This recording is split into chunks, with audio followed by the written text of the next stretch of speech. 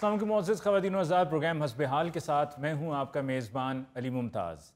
नाज़रीन, आज यौम दिफ़ा मनाते हुए यूं ही महसूस हो रहा है कि जैसे 60 साल पहले की फ़िल्म चल रही है।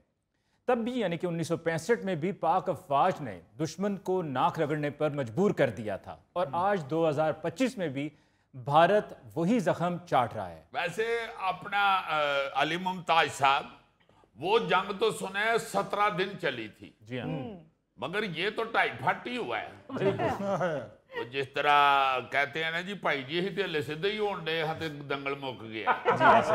कई दफा ऐसा होता है कि जब दंगल होता है ना जी स्टेडियम में, जिसे देसी कुश्ती कहते हैं, तो मुझे याद है हम छोटे छोटे थे ना जी, गुजरांवाले स्टेडियम में बड़े दंगल होते थे। अच्छा। तो कई दफा ऐसा होता था कि एक पहलवान जो है ना, वो दूसरे को पलक झपकने में ही लामलेट कर देता था। तो वो अक्सर ये बात मुझे बचपन में सुनने को मिली हुई है, मुझे याद है, यार असी तो ले सीधे ही होने हाँ, तो उन्हें ढा भी देता है। और कई ये भी करते असी तो टिकट ही लिया ने ते कुछ नहीं। हाँ, ये भी होता था कि कई अभी टिकट लेके लाइन में लगे हुए हैं तो ढा भी गए हैं। ਉਹ ਜਿਹੜੇ ਢਹਿਣ ਵਾਲੇ ਭਵਾਨ ਹੁੰਦੇ ਸਨ ਉਹ ਅਕਸਰ ਗੋਗੇ ਵਰਗੇ ਹੁੰਦੇ ਸੀ। यार तू हर गल गोगे तो जरूर मुकानी होंगी। ਸਰ ਸਿਰਫ ਦਰਸ਼ਨੀ ਹੈ ਕਹਿੰਦਾ ਕੁਛ वो नहीं। इंफॉर्मेशन जो दे रहे हैं वो सुनो। जी सर, क्या बात हो रही? ਗੋਗੇ ਕੀ ਉਹ ਬਾਤ ਕਰਤਾ ਦੇਖੋ ਜ਼ੁਲਫੀਆਂ ਜੀ हाँ जी। ਤੇ ਉਹ ਭਲਵਾਨ ਤੇ ਗੋਗੇ ਵਰਗਾ ਭਲਵਾਨ ਹਾਰ ਜਾਵੇ ਨਾ ਤੇ ਉਹਨੂੰ ਪੁੱਛੋ ਨਾ ਭਲਵਾਨ ਜੀ ਤੁਸੀਂ ਹਾਰ ਗਏ ਹੋ ਟਹਿ ਗਏ ਹੋ, ਉਹ ਬਸ ਯਾਰ ਕਹਿੰਦਾ ਔਲਾਦ ਦਾ ਗਮ ਮਾਰ ਗਿਆ। ਬਸ ਗੌਰੀ ਸਾਹਿਬ ਹਾਰੇ ਦੇ ਨਾਲ ਕੋਈ ਨਹੀਂ ਹੁੰਦਾ, हाय ਇਸੇ ਲਈ ਆਪਣੇ ਦੁੱਖ ਸੁਣਾਉਣੇ ਪੈਂਦੇ ਨੇ। हाँ जी, हाँ जी। गोगेर का सादा भलवान कई बार ये भी कह देता है कि भलवान जी की होया की है? बस यार मां प्यो निके निके हाँ ते फौत हो गए। ਇਹਦੇ ਚ ਕੁਛ ਨਹੀਂ ਤਾਂ ਕੀਤਾ। ਦੁਨੀਆ ਦੇ ਉੱਤੇ ਮੈਂ ਇਕੱਲਾ ਹੀ ਢੱਠਾ ਹਾਂ, ਤੁਸੀਂ ਰੋਣ ਲੱਗ ਪਏ। बस ताए अल रहने असी। अच्छा ਹੁਣ ਤਾਇਆ ਕਿੰਨਾ ਕੋ ਖਾਣ ਦਿੰਦਾ ਸਾਨੂੰ, ਤੇ ਭਲਵਾਨ ਤੇ ਖਾਣ ਨਾਲ ਹੀ ਹੁੰਦਾ ਏ। ਜੇ ਖਾਣ ਨੂੰ ਹੀ ਨਾ ਸਹੀ ਮਿਲੇ ਤੇ ਫਿਰ ਕੀ ਟਾਣਾ ਕਿਸੇ। और यार एक मिनट ठहरो, गोगे की जान छोड़ो, उसके साथ शुरू ही हो गए हो। देखो अभी आप बात कर रहे हो जो अभी जंग हुई है, लेकिन मैं आपको 1965 की जंग की, जिसका मैंने प्रोग्राम की इब्तिदाइया में हवाला भी दिया और महज 17 दिनों की ये जंग थी, उसकी कुछ मालूमात हैं जो आपके साथ शेयर करना चाह रहा हूं। जी जरूर जरूर। अच्छा, इस जंग में बाकी मुकाबलों के अलावा दुनिया की सबसे बड़ी टैंकों की जंग भी लड़ी गई थी। अच्छा हाँ, ये सुना है। मैं तो उस वक्त खैर पैदा नहीं था हुआ। 2 साल के थे। यार तू जरूर मुखबरी करनी होंगी। अब मतलब है कि हम उस वक्त मुकम्मल होश में नहीं थे, नन्हे मुन्ने थे। सानू उसले जंग की बजाय अपने दूध वाले फीडर की पई होंगी। तो ये वाकई सुना है कि वो टैंकों की जंग मशहूर हुई। जी हाँ, 600 टैंकों ने हिस्सा लिया था, जिसमें भारत के मशहूर सेंचुरियन टैंक भी शामिल थे। अच्छा जी, अददी एतबार से तो भारत के पास असला ज़्यादा था और इन टैंकों को तबाह करने के लिए हमारी तरफ से जो हिकमत अमली थी, वो हमारे बहादुर सिपाहियों ने अपने सीने पे बम बांध के लेट गए ताकि ऊपर से टैंक गए और टैंक गुजरने से फट गए। हाँ हाँ हाँ, ये भी सुना था कि ये एक बहुत बड़ा वाकया हुआ था जो पूरी दुनिया में बड़ा मशहूर हुआ था। जी हाँ, कि पाकिस्तान के जो फौजी जवान थे ना जी, हाँ जी, हाँ जी। वो अपने सीनों पे बम बांध के लेट गए। टैंक जिधर से आ रहे थे हमला करने के हाँ लिए, जी। वो उनको तो पता नहीं, खेतों में लेटे हुए लोग, तो वो ऊपर से गुजरे तो उन्होंने टैंक तबाह कर दिए। ये वाकया चविंडा के मकाम पर हुआ था और यही वजह है कि आज भी चविंडा के मकाम को टैंकों के कब्रिस्तान के नाम से याद किया जाता है। और वहां पर पाकिस्तानी सिपाहियों ने भारतीय सफों में घुस के उनकी तदबीरों को खाक में मिलाया था। वाह जी वाह। अच्छा जी, मैं आपको इन 17 दिनों की तफसील बताने जा रहा हूं जो कि दुनिया अखबार में शाया भी हुई है। मेजर राजा अजीज भट्टी शहीद, सब वाकिफ हैं इस नाम से। क्या बात है जी। शुजात और अजमत की इन्होंने नई दास्तान रकम की और जामे शहादत नोश किया, जिस पर उन्हें निशाने हैदर से भी नवाजा गया। क्या बात है। मैं कहता हूँ जी, जितने भी हमारे शहदा हैं जिन्होंने अपने मुल्क पे जान कुर्बान की हुई है, मेजर अजीज भट्टी शहीद सरे फहरिस्त नजर आते हैं जी। क्या बात है। और आपको एक मजे की बात बताऊं, जी जी। मैं एक दफा एक अस्पताल में गया हुआ था अपने एक class fellow doctor Tayyab Mir साहब के पास। अच्छा तो वहां एक खातून तशरीफ लाई और साथ उनके एक बच्ची थी। जी। तो उन्होंने ना जी वो डॉक्टर तैयब उनको दवाई शवाई के हवाले से पूछ रहे थे, जैसे पेशेंट को चेक कर। जी जी। तो उन्होंने बताया कि मैं मेजर अजीज भट्टी की बेगम हूँ। आप यकीन करें कि मैं और डॉक्टर तैयब, मैं भी पास ही उसके बैठा हुआ था, हम एकदम उठ के खड़े हो गए और हम उनको बड़े प्यार से देखना शुरू हो गए कि ये मेजर अजीज भट्टी साहब की बेगम है, हमारी बहन। तो साथ उनकी बेटी थी, वो बच्ची को दिखाने के लिए आए हुए थे। जी, यही मेजर राजा अजीज भट्टी शहीद जो BRB की हिफाजत करते हुए शहीद हुए। इन्ना लिल्लाहि व इन्ना इलैहि। 6 सितंबर को पाक फौज ने भारत के 800 सिपाही हलाक किए और उसी दिन पठानकोट, ये वो बेस है कि जिसका हम अब भी इस साल भी जिक्र हमने सुना था, पठानकोट पर 22 तैयारे भारत के पाकिस्तानी एयरफोर्स ने तबाह कर दिए। इसी तरह 7 सितंबर को पाकिस्तानी फौज ने भारत के तमाम तर मंसूबों का नाकाम बनाते हुए 31 भारतीय तैयारे मार गिराए। अब आते हैं जी 8 सितंबर। 8 सितंबर को भारत को लाहौर के मकाम पर शदीद नुकसान उठाना पड़ा और सियालकोट जम्मू सेक्टर पे भारत के 25 टैंक तबाह किए गए और 5 तोपों पर कब्जा कर लिया गया। उसी रोज 8 सितंबर को पाकिस्तानी शाहीनों ने सरगोदा और कसूर के मकाम पर 5 भारतीय फजाइया के तैयारे मार गिराए, जिसमें 3 हंटर तैयारे भी शामिल थे। इसी तरह से जोधपुर और हलवाड़ा के मकाम पर भारतीय फजाइया का 5वां हिस्सा तबाह कर दिया। अब बात करते हैं 9 और 10 सितंबर की। 9 और 10 सितंबर को बेदिया सेक्टर पे हमला करने वाली भारतीय फौज को पाक फौज ने कई किलोमीटर पीछे धकेल दिया। वाह वाह वाह वाह वाह। देखी गोगे, तू निरा उठ के पखा ते ही करके थक जाने। अच्छा जी, अब 11 सितंबर को पाकिस्तानी फौज ने फिरोजपुर सेक्टर में भारत का इलाका खेमकरन पर कब्जा कर लिया। और अभी थोड़ी देर पहले मैंने बताया था ना कि सियालकोट में हमने 25 टैंक तबाह किए थे। तो अब 11 सितंबर को भारतीय 36 टैंक सियालकोट सेक्टर में तबाह किए गए और 2 तैयारे, जेट तैयारे भी गिरा दिए गए। सर जी, ये ब्लैक एंड वाइट दौर दा इंडिया साडे कोलों कुट खा रहा है, मुड़दा क्यों नहीं पिया? अब मुड़ जाएगा। अच्छा जी, 12 सितंबर को सियालकोट की महाज पर भारत को मजीद नुकसान पहुंचा। 123 फौजी गाड़ियां तबाह हुई, जिसके अलावा जितने भी टैंक थे वो भी तबाह हो गए और साथ ही साथ 50,000 भारतीय फौजी मैदान छोड़कर भाग गए। शाबाशी। ਇਹ ਹਰ ਪਾਸਿਓਂ ਦੁੜਕੀ ਲਾਣ ਦੇ ਸਨ ਤੇ ਇਧਰ ਲੈਣ ਕੀ ਆਏ ਸਨ। अच्छा सुनो, 16 सितंबर तक भारत के तकरीबन 331 टैंक और 91 तैयारे तबाह हो चुके थे। देखो ना जरा, बंदा किधरे जाना है तो चलो ज्यादा तो ज्यादा नुकसान होता है जी, मोबाइल भुल आया उत्थे या जी मेरा उत्थे बटुआ डिग पिया। ਇਹ ਕੋਈ 350 ਟੈਂਕ ਤੇ ਆਪਣੇ 91 ਤਿਆਰੇ ਤਬਾਹ ਕਰਾਣ ਆਏ ਹਜੇ। ਅਜ਼ੀਜ਼ੀ ਸਾਹਿਬ, ਸਾਡਾ ਕੋਈ ਮਰੀਜ਼ ਬਿਮਾਰ ਹੋਵੇ ਤਾਂ ਕਹਿੰਦੇ ਨਾ ਇਹਨੂੰ ਲਾਹੌਰ ਲੈ ਆਇਓ। ਐਸੇ ਤਰ੍ਹਾਂ ਉਹਨਾਂ ਦੇ ਬੰਦਿਆਂ ਨੇ ਕਿਹਾ ਕਿ ਉਹ ਭਾਈ ਇਹ ਟੈਂਕ ਇੱਥੇ ਨਹੀਂ ਜੇ ਤਬਾਹ ਹੋਣੇ, ਇਹਨਾਂ ਨੂੰ ਪਾਕਿस्तान ਲੈ आइयो। अभी आगे और मजीद सुनो। मैं टैंकों की बात करते हुए पहले 25 बताए ना कि तबाह हुए सियालकोट में, फिर बताया 36। सियालकोट पे एक कहानी खत्म नहीं हुई। सियालकोट पे 17 सितंबर को मजीद 41 टैंक और 14 तोपें तबाह कर दी गई। क्या हुआ? यार मेरी मुंह दी नाल ते गल कराई। ਇਹਨੂੰ ਮੈਂ ਫੋਨ ਤੇ ਹੀ ਕਹਿ ਛੱਡਾਂ ਕਿ ਚਾਚਾ ਕੀ ਪਿਆ ਇਹਨਾਂ ਕੰਮਾਂ 'ਚ, ਤੂੰ ਬਾਜ क्यों नहीं आਉਂਦਾ। अच्छा जी, वैसे मैं आपको एक और चीज बताऊं।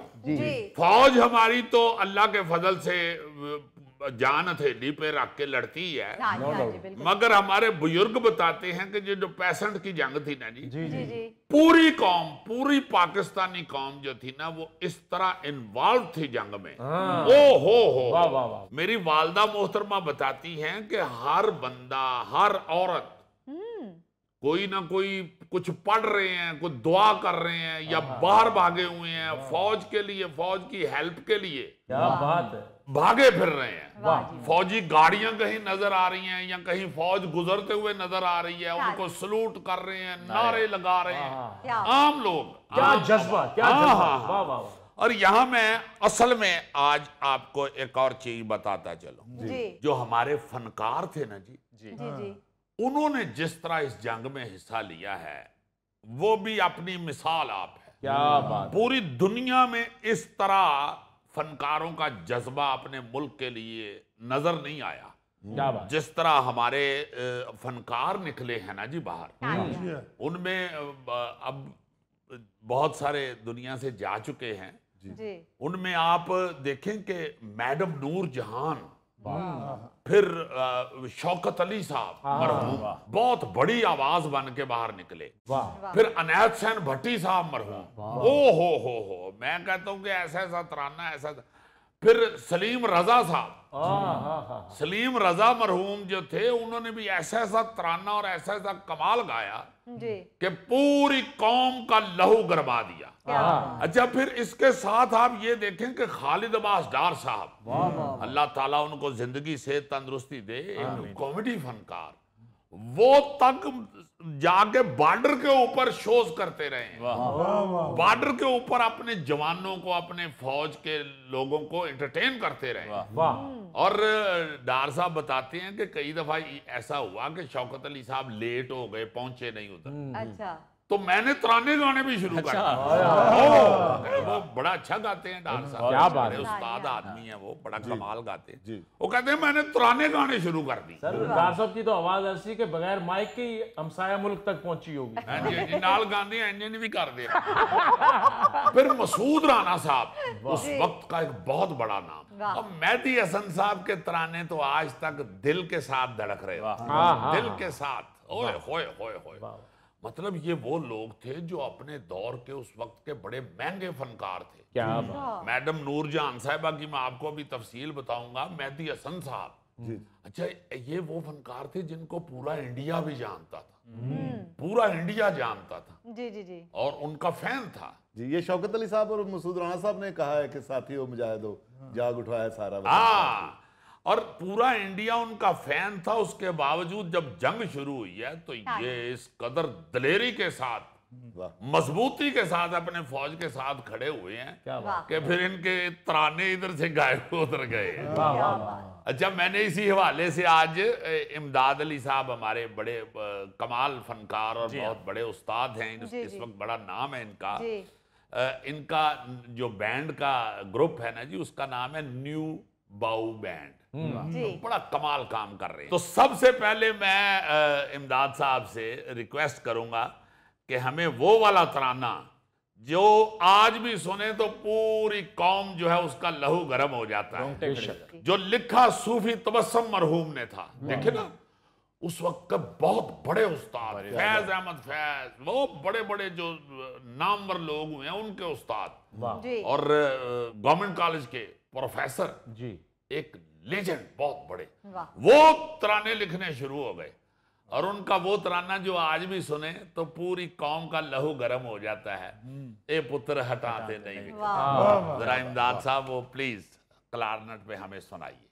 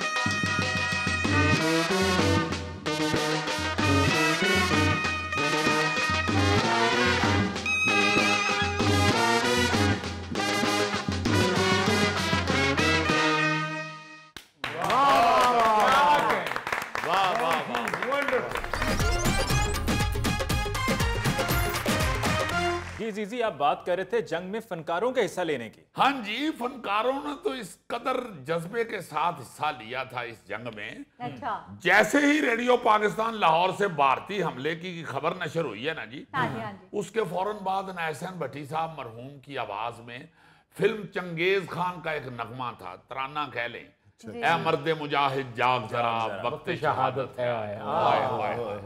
उसी वक्त रेडियो पे बजना शुरू हो गया। अच्छा, जंग के हवाले से सदर अयूब की तकरीर के फौरन बाद सलीम रजा साहब, ओए होए होए होए, सलीम रजा क्या सिंगर हुए हैं और क्या प्यारे इंसान थे। बिल्कुल। सलीम रजा साहब मरहूम सबसे पहले रेडियो स्टेशन पहुंचे।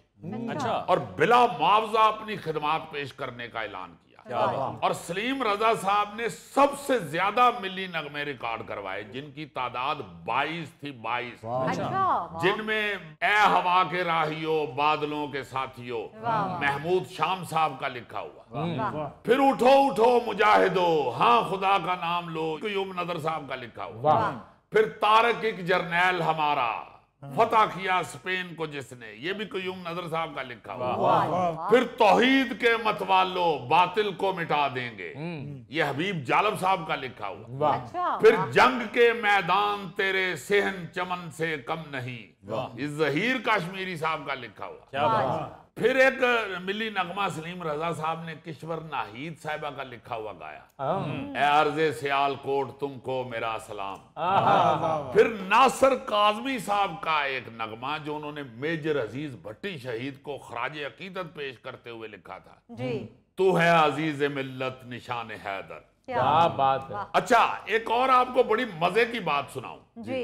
ये जिस तरह आजकल हमारे फील्ड मार्शल का वो नारा बड़ा मशहूर हुआ है ना, हमेशा जिंदाबाद। अब देखिए कि नारा ही बदल गया है। वाह। पहले हम कहते थे पाकिस्तान जिंदाबाद, अब पाकिस्तान हमेशा जिंदाबाद। ऐसा कहा है ये जनरल आसम मुनीर साहब ने। जी जी जी। इसी तरह एक नगमा 6 सितंबर को लाहौर स्टेशन पे रिकॉर्ड हुआ था, अच्छा। जो सदर अयूब की तकरीर के अल्फाज से मुतासर था। जी हाँ, सदर अयूब ने उस वक्त कहा ना जी, हिंदुस्तानी हुक्मरान नहीं जानते कि उन्होंने किस कौम को ललकारा है। इस तकरीर से मुतासर होकर हमायत अली शायर ने नगमा लिखा, जो मसूद राना और शौकत अली साहब ने गाया, ऐ दुश्मन दी तूने किस कौम को ललकारा। फिर इसके अलावा मसूद राना साहब ने और शौकत अली साहब ने एक और तराना गाया, जो जंग से 2-3 दिन पहले रिलीज होने वाली फिल्म मुजाहिद का हिस्सा था। अच्छा। हाँ जी, ये भी सितंबर की जंग का मशहूर तराना साबित हुआ। जी जी। हमायत अली शायर ने उसे लिखा था और खलील अहमद की मौसीकी थी। वो क्या था, साथियों मुजाहिदो, वो तो बड़ा ही पॉपुलर हुआ था। फिर मसूद राना साहब और शौकत अली साहब ने 13 सितंबर को हबीब जालब साहब का लिखा हुआ एक मिली नगमा गाया, कर देगी कौम जिंदा माजी की दास्तान ने। ये नगमा भी फिल्म वतन का सिपाही का भी हिस्सा बना था। अच्छा जी, अब आ जाते हैं शहनशाह गजल मेहदी हसन साहब की। क्या बात है। मरहूम ने भी कमाल, वो तो कोई भी चीज गाते थे उसमें बाकायदा उसे जिंदा कर देते थे। ये तो बड़ी मशहूर बात है कि फैज अहमद फैज साहब क्या और अहमद फराज साहब क्या, जो गजलें मेहदी साहब ने उनकी गाई, वो कहा करते थे कि जो हमारी गजल मेहदी हसन साहब गा दें ये फिर उनकी होती है, हमारी नहीं होती। वो फिर हमारे पास वो अच्छी नहीं लगती, वो उन्हीं के पास अच्छी लगती है। उसकी गुफ्तगू उन्हीं के साथ किया। क्या बात। तो सितंबर की ये जो जंग थी, इसमें फिर शहनशाह गजल ने जो नगमे रिकॉर्ड करवाए वो भी अपनी मिसाल आप बने। मसरूर अनवर साहब का एक नगमा जो सोहेल राना की बनाई हुई धुन में गाकर अमर कर दिया था, अपनी जान नजर करो अपनी वफा पेश करो, कौम के मर्दे मुजाहिद तुझे क्या पेश। मैं कहता हूं जी कि ऐसे खूबसूरत अंदाज में ऐसे दिल से गाया जी कि बखुदा वो मुझे आज तक याद है कि हमारे एक मोहल्ले में रहा करते थे, फौजी ऑफिसर थे, वो रिटायर्ड जी अख्तर साहब, वो ये लगा के ना जी तो आंखें बंद करके सुना करते, बूढ़े हो चुके हुए थे, तो मुझे आज तक याद है कि वो ऐसे आंखें बंद करके ना तो ऐसे ऐसे करते रहते। क्या फील करते हाँ हो? जी, हाँ जी। मुझे ऐसे लगता था कि ये ऐसे मुझे महसूस होता था कि इनका जो हासिल है ना जी जिंदगी का, वो ये नगमा है, वाह जिस कदर ये मगन होके और मस्त होके ये सुनते हैं। हाँ जी इसके अलावा मेहदी साहब ने बहुत सारे मिली नगमे गाए जिनमें अल्लाह के वादे पे मुजाहिद को यकीन है, अब फतेह मुबी फतेह मुबी फतेह मुबी है, ये रईस अमरोही साहब का लिखा हुआ था। अच्छा। फिर ए अर्ज़े लाहौर, ए अहले लाहौर, दाता की नगरी है शहर लाहौर, ये भी रईस अमरोही साहब का लिखा हुआ। जी फिर वो सियालकोट के मैदान कारजार को देख, ये भी रईस अमरोही साहब का लिखा हुआ है। फिर जमीर जाफरी साहब का लिखा हुआ, जी पाक शाहीनों फिजा के शहर यारों को सलाम, वाह वाह है जी। फिर वतन की आबरू रख ली वतन के पासबानों ने, ये अख्तर काश्मीरी साहब का लिखा हुआ। फिर अल्लामा का इकबाल का कलाम, उस कौम को शमशीर की हाजत नहीं रहती, ये गाया मेहदी साहब। वाह वाह फिर दुश्मन दी के मुकाबिल हैं वतन के गाजी, ये अजीम सरवर साहब का लिखा हुआ। वाह फिर यार वो काफर से जंग हो तो मुसलमान एक है, मुजफ्फर वारसी साहब का लिखा हुआ। फिर हम अमन पसंदों को नहीं जंग गवारा, जॉन एलिया का लिखा हुआ। फिर तू निगाहे चमन है तुझे सब मान गए, तो फैल होशियारपुरी का लिखा हुआ। ये शहनाज बेगम के साथ मिलके गाया मेहदी साहब। मैं कहता हूँ कि यार ये देखें, ये थे असली फनकार, हाँ जो अपने कौम के अपने मुल्क के साथ किस कदर जुड़े हुए थे। क्या बात। आज हम ये कहते हैं कि जी ये फनकार को नहीं बात करनी चाहिए, हाँ फनकार मेहदी साहब वर्गा हो वो तो सही पहले, या नूर जहां के बन के थे वहां पहले। बिल्कुल तो वो लोग किस तरह मिल जाते थे फौरन हाँ जी। फौज के साथ, वाह फौरी तौर पे अपनी कौम के साथ बिल्कुल हौसला देने के लिए हाँ जी। बॉर्डरों पे जाके सरहदों पे खड़े हो जाते थे। बिल्कुल सही। फिर जंग के दौरान अहले लाहौर के लिए जो मेहदी साहब ने गाना गाया था उसको लोगों ने बहुत पसंद किया था, क्योंकि लाहौर के लोगों ने जिस अजमत, हिम्मत और इस्तकामत का मुजाहरा किया था जी जी जंग में, जी उसके बाद ये गाना उनको अपना अपना लगने लग गया था। हाय वो खित्ताए लाहौर तेरे जानिसारों को सलाम, वाह खित्ताए लाहौर तेरे जानिसारों को सलाम, शहरियों को गाजियों को शह सवारों को सलाम। बिल्कुल जी, मेहदी साहब ने तो जो भी गाया वो अमर कर दिया। इमदाद साहब बाबूजी, ये जरा वो सबसे मुझे मजेदार लगता है, अपनी जान नजर करूं अपनी वफा पेश करूं, कौम के मर्द मुजाहिद तुझे क्या पेश करूं, ये जरा वाह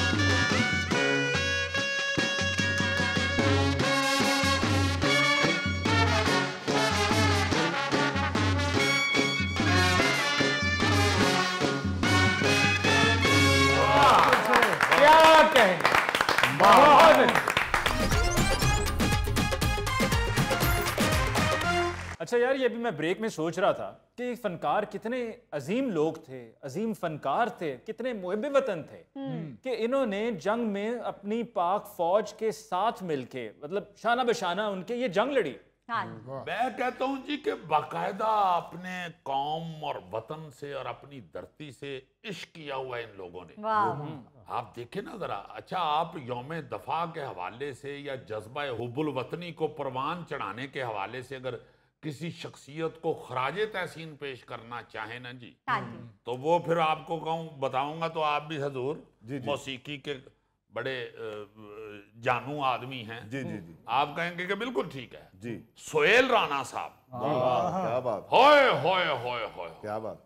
उनकी तो एक फहरिस्त इतनी लंबी है और सिर्फ जंग के दिनों में ही नहीं, जी जी उन्होंने तो खालिस्तान अपने आप को कौमी खिदमत के लिए वक्फ कर रखा। मतलब वैसे तो मुसलसल 19 साल तक पीटीवी के अंदर वो प्रोग्राम मुख्तलिफ करते रहे हैं बच्चों के साथ और मौसीकारों के साथ। जी जी वो सारे के सारे सबक आमोज और कौमी जज्बे को जगाने वाले और कौम को हर किस्म का दर्स देने वाले होते थे उनके क्या गीत। अच्छा आप को ये बताता चलूं कि उन्होंने बच्चों के लिए 2000 गीत कंपोज किए। अच्छा, उन गीतों में मिली नगमे, फिर ऐसे ऐसे गीत शामिल हैं जिनमें हुब्बुल वतनी, मेल जोल, सकाफत, दोस्ती, भाईचारा, इखलाकियात, कौमी शनाख्त, कौमी इत्तेहाद वाह जैसे जज्बे नुमाया थे। जी जी जी सोहेल राणा साहब के बकौल ना जी उन्होंने कहा कि मिल्ली नगमों की तरफ आने का मशवरा मुझे मेरे उस्ताद जो भारत के बहुत बड़े मौसीकार हुए हैं नौशाद साहब, उन्होंने दिया था। अच्छा उनका जिसकी वजह से मैं फिर फिल्मों को छोड़कर मिल्ली नगमों की तरफ आ गया। वाह नौशाद साहब ने कहते हैं मुझे मशवरा दिया कि फिल्म इंडस्ट्री सबको बुला देती है, चाहे वो कितना ही बड़ा क्यों ना हो मौसीकार, बुला देती है। इसलिए जरूरी है कि अपनी जड़ें मजबूत करते हुए शाखों को फैलाना चाहिए। वाह वो कहते हैं कि फिर मैंने सोचा कि यार बुला देते हैं ये लोग, ऐसा काम फिर करूंगा कि मुझे भूलेंगे नहीं कोई।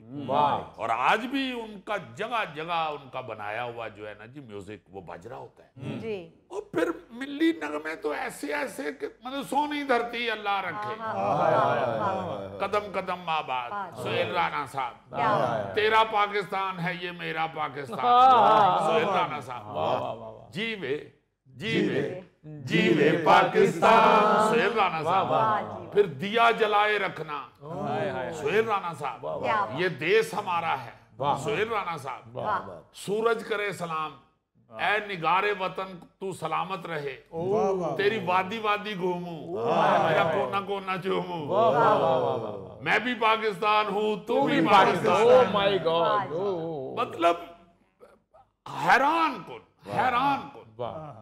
ये पाक सरजमीन है। फिर वो जमीन की गोद रंग से उमंग से भरी रहे। लातादाद ऐसे मिल्ली नगमे हैं जी जिनको सोहेल राणा साहब ने कंपोज। क्या बात है। अच्छा फिर ये 17 दिन की जंग में शायरों ने भी ना जी उसी तरह शाना बशाना काम किया। ये 17 दिन के ऊपर बाबा पंजाबी डॉक्टर फकीर मोहम्मद फकीर ने पूरी किताब लिखी हुई है। हाँ मिल्ली नगमों की, उसका नाम ही 17 दिन है। जी जी जी जी। और अरसा दराज तक पंजाब यूनिवर्सिटी और दीगर यूनिवर्सिटियों के एमए पंजाबी के निसाब में कौमी शायरी के तौर पर शामिल रही है। अच्छा अभी भी पढ़ाई जाती है। वो सारे ही मिल्ली नगमे थे। वाह जी अच्छा अब आ जाते हैं जरा मैडम नूर जहान साहबा की तरफ। वैसे तो ऐसी फनकारा आ ही नहीं सकती कभी, बिल्कुल मगर उन्होंने देखो क्या जज्बा था, क्या प्यार करती थी। इतनी बड़ी फनकारा और हिट हो चुकी थी पार्टीशन से पहले। जी जी। जुगनू दिलीप कुमार के साथ हीरोइन आ गई यहाँ पे, आ गई यहाँ पाकिस्तान।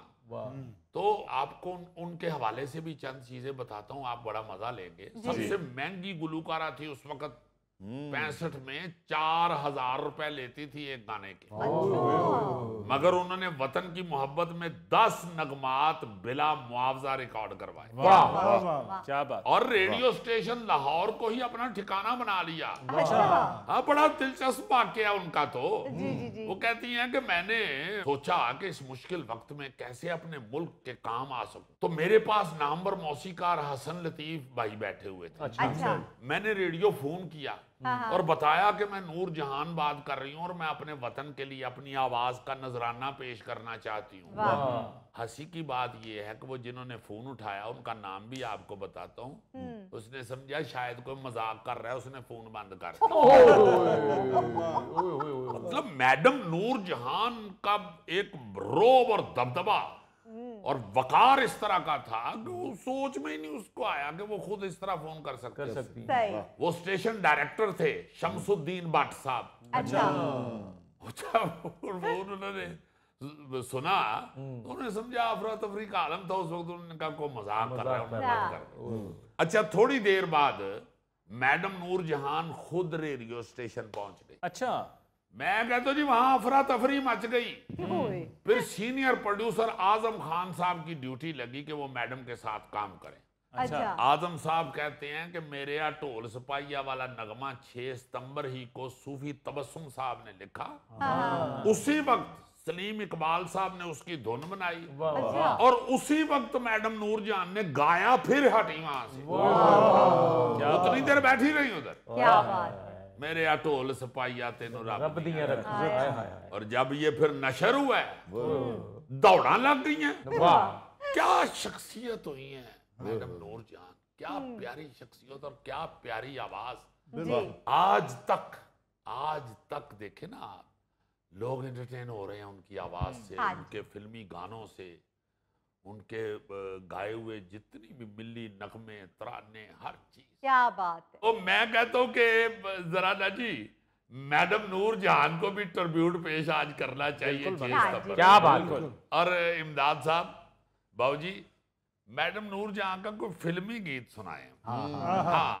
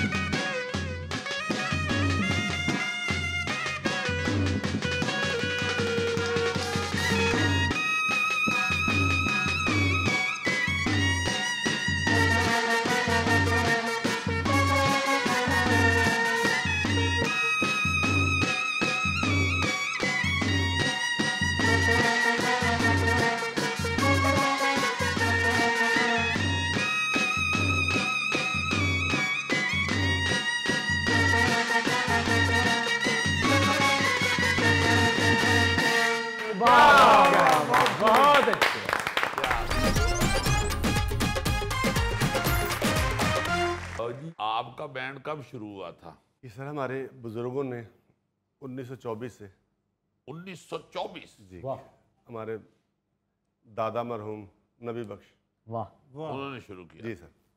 उसके बाद मेरे वालिद साहब अच्छा मास्टर अल्लाह रखा, हाँ वो तो उन्होंने अपनी ज़िंदगी में बहुत यानी हाँ वो तो ये हमने भी महारत सुना है हासिल ना की जी, इस काम क्योंकि में। वो हमारी होश में भी उनका नाम माशाल्लाह उनका बहुत। यानी बहुत इस फील्ड में बहुत ज़्यादा नाम था, बहुत उस्ताद लोग थे वो। हाँ जी हाँ जी। ये जो थे ना जी मियाँ शौकत साहब, जी बिल्कुल, तबला नवाज, बहुत बड़े आदमी उनके साथ हैं। भी संगत बड़ा अर्सा की है। उनके साथ उनका बड़ा प्यार था। बेशक बेशक अल्लाह रखा साहब। जी हमने खुद देखा। तो उसके बाद फिर आप आए, तो आपने फिर कब शुरू किया था? ये सर मैंने 2000 में 25 साल हो गए मुझे। हाँ 25 साल हो गए हैं। मुझे याद है जब आपने शुरू किया था जी सर। तो हम लोग इफ्तिताह पे गए जी थे। आपकी मेहरबानी, आपने इफ्तिताह किया था। बड़ा ही देखे जल्दी अरसा इतना जी 25 साल 25 साल बीत हो गए गए। माशाल्लाह। अब आगे भी आपके जो अगली नस्ल है उसमें भी जी है। सर कोशिश करेंगे इंशाल्लाह, गुजारा नहीं इसके बाद अपने बेटे को लाना पड़ेगा इस काम में। हाँ अब मैंने ये देखा है कि आपके माशाल्लाह और चीज़ें मतलब कोई और काम भी हो सकता है जैसे दूसरे भाई करते भी रहे जी सर। हैं। तो आपने अपने ये इस काम से इश्क किया है, इसको छोड़ा नहीं है। इस काम से सच्ची बात है कि मैंने बहुत इश्क किया है। हाँ वो तो हम देखते रहते हैं ना जी, आपका जो काम है। 1996 में मुझे यानी पंजाब पुलिस से ऑफर हुई तो मैं सिलेक्ट भी हो गया था, लेकिन मैंने वो भी छोड़ दी इस काम के लिए। वाह वाह वाह। ये हमारा ख़ानदानी काम है, क्योंकि हमारे बड़े बुजुर्गों में भी कोई सरकारी नौकर नहीं हुआ, तो मैंने इस काम को ज़्यादा बेहतर समझा। हाँ अपने वालिद साहब की, अपने दादा जान जी की, बेशक बेशक मरहूम की, उनकी जो लेगेसी थी जी, उसको लेके चलने के लिए और अल्लाह आपने का फिर एहसान है सरकारी कि हम नौकरी नहीं। यानी इस काम में खुश भी हैं और कामयाब भी हैं। अच्छा बाबूजी, बेटे को शौक नहीं ये? नहीं, असल में ये इस काम के भी जरासीम होते हैं ना, जैसे कि मेरे यानी जरा अपने बाप के ऊपर है, जी जी। वो सुरीले भी हो सकते हैं, बेसुरे भी हो सकते हैं। तो मेरे बेटे में अभी ज़रा वो मुझे बात नज़र नहीं आ रही। इंशाल्लाह कोशिश तो करूँगा कि वो। अब मगर आप वो अब नया बच्चा है ना जी, जी तो आप जिस लेवल पे माशाल्लाह अब आप उस्ताद आदमी हैं, तो आप जब उसे देखते हैं तो आपको तो लगता है कि ये ना कर सके शायद, जी, क्योंकि बिल्कुल। आपकी एक मेहनत, ये एक बड़ा सफर मुश्किल है। काम है जी। तो भाईजान आप वो हमारे भाई को बोले ना कि ये काम सीखो, नहीं तो फिर उसको डराएं कि अगर आपने ये काम ना सीखा तो गोगा तुम्हारी रोटी खा जाएगा। और भाई ये डरने से काम नहीं आता, ये रूह से काम आता है। वाह, जिस तरह गोगा रूह से रोटी खाता है इस तरह ये काम भी रूह से आता है। मैं अली मुमताज साहब जी सिर्फ ये इमदाद साहब से, बाऊजी से ये जो गुफ्तगू कर रहा था इसलिए की है कि मुझे इन पे इतना प्यार आता है कि ये अपने काम के साथ कितनी मोहब्बत करते हैं। हाँ जी बिल्कुल आज जो सबसे बड़ी कमी हम में पैदा हो चुकी है ना जी, जी। वो सिर्फ यही है यही है। कि हम अपने काम से जुड़ने की बजाय, अपने काम के साथ मोहब्बत करने की बजाय, अपने काम के साथ काम रखने की बजाय हम तमाम जो मनफी हरकत है ना जी, उसमें हाँ जी, रहते हाँ हैं जी। मनफी सोचें उसमें घुसते जा रहे सही हैं। बात है। हाँ जी। इस वक्त जरूरत जो है, इस पाक धरती को जरूरत जो है वो तो ये है कि इससे बेपनाह मोहब्बत की जाए। बिल्कुल। और इससे मोहब्बत करने का सबसे बेहतरीन तरीका ये है कि आप अपने आप से, अपने काम से,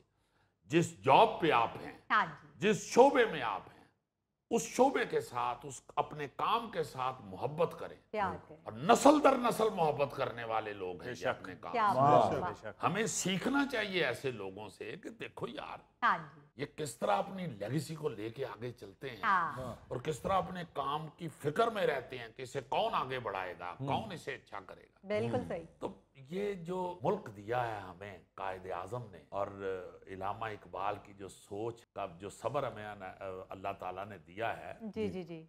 हमें ये पता ही नहीं चल रहा कि ये हमारे बुजुर्गों का विरसा है, हमारे बुजुर्गों की देन है। बिल्कुल हमारे बुजुर्गों ने हमें ये दिया हुआ है। हाँ जी। हमने इसको किस तरह मोहब्बत इससे करनी है, किस तरह इसको लेके आगे चलना है। मैंने अपनी आंखों से देखा हुआ है, मैडम नूर जहां स्टूडियो में दाखिल होती थी, वाहिद खातून थी, सारे गेट खुलते थे, वाह जो स्टूडियो के मालिक के लिए भी गेट नहीं था ना जी खुलता, जी, जी, वो इनके लिए वो भी गेट खुलता। अपने रिकॉर्डिंग स्टूडियो के पास, अपने रिकॉर्डिंग रूम के पास जाके उतरती और सारा इर्द गिर्द स्टूडियो जितने लोग होते थे खड़े हो जाते थे। वाह लेकिन अजीजी, क्या आज के दौर में हमारे पास ऐसे फनकार हैं? फनकार तो पैदा होते रहते हैं, साथ इन लोगों का किरदार क्या था ये भी तो देखें ना। हाँ इन्होंने मोहब्बत किस कदर की हुई है अपने काम से, फिर अपने मुल्क से, अपने वतन से, अपनी धरती से, अपनी फौज से, ये बात अपने लोगों से। हाँ। ये मोहब्बत ही है ना कि आप रेडियो स्टेशन चली गई और उधर बिस्तरा कहते हैं बिछा लिया, कई दिन उधर से हिली नहीं, उधर जंग लड़ रही है, उधर पुराने रिकॉर्ड हो रहे हैं अपने महाज के ऊपर, जो उनको लड़ना आता था, जो बगैर मुआवजे के। बगैर मुआवजे। बाकायदा उनका ये फिक्रा है, वो कहती हैं कि मैं फिल्मी नगमे गा गा के मशहूर हुई थी, मगर मिली नगमे गा के मैं हीरो बन गई। वाह उनका ये जज्बा था। तो मैं कहता हूँ कि इस तरह के जो लोग हैं, फनकार हों या राइटर हों या इवन कोई आप किसी भी शोबे में आपको जी को बंदा नजर आता है मेहनत करता हुआ, अपने काम के साथ जुड़ा हुआ और फिर अपने वतन के साथ जुड़ा हुआ, उससे यार कुछ हासिल करना चाहिए। बस जी, जिन्हों ने मुल्क नाल प्यार किया ਅੱਜ ਉਹਨਾਂ ਦੀਆਂ ਨਸਲਾਂ ਵੀ ਫਖਰ ਨਾਲ ਰਹਿ ਰਹੀਆਂ ਨੇ। ਇਹ ਗੋਗਾ ਅੱਜ ਵੀ ਸਰਕਾਰੀ ਗੱਡੀ ਵੇਖ ਕੇ ਤੇ ਦੌੜਦਾ ਆ ਜਾਂਦਾ है फजूल गल, उसने किस लिए दौड़ लगानी है? ਉਹ ਜਨਾਬ ਵੱਡੇ ਇਹਨਾਂ ਦੇ ਗੱਦਾਰ ਸਨ।